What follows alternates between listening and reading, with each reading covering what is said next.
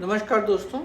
Airport पर हवाई यात्रियों की दुश्वारियों को देखकर मुझे बहुत पुरानी बात याद आ गई। वर्ष 2000 का था।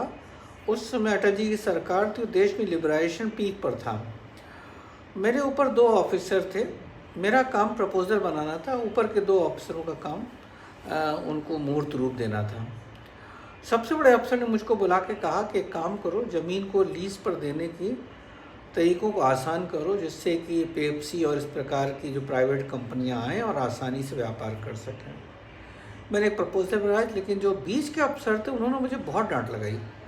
उन्होंने कहा तुम मूर्ख टाइप के आदमी हो, सिविल सर्विसेज में हो, लेकिन तमीज़ नाम की चीज़ नहीं है।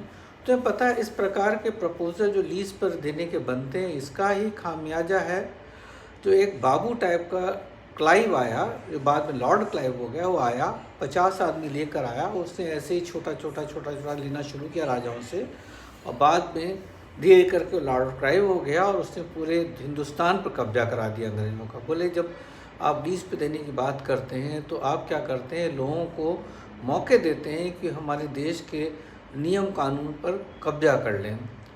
और बिल्कुल वैसे ही कुछ इस समय हुआ जब हमने सारी एयर इंडिया बंद कर दी, प्राइवेट कर दी, इंडिया एयरलाइंस प्राइवेट कर दी, वायुदूत ख़त्म कर दी। और जब इस प्रकार सारी जो सरकारी संस्थाएं धीरे करके बंद कर दी, तो क्या हुआ कि हमने बिजनेसमैन के हाथ में एक अपॉर्चुनिटी दे दी कि अब वो जैसा चाहे वैसे यहाँ की जनता को घुमा सकें।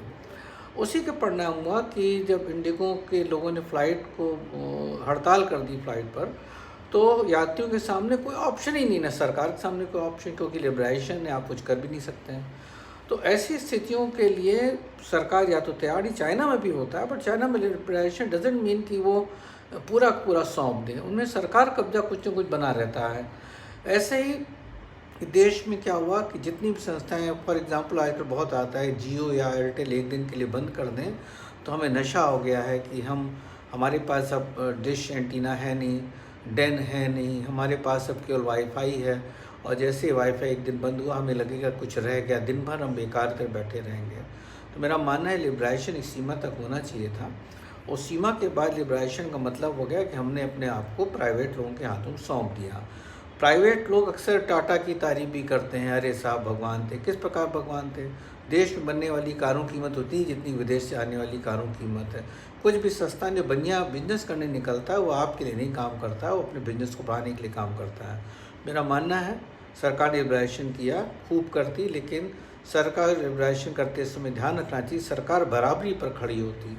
सरकार के जहाज़ अपने होते, उन्हें लोगों को सुविधा देती, भले वो 2 या 4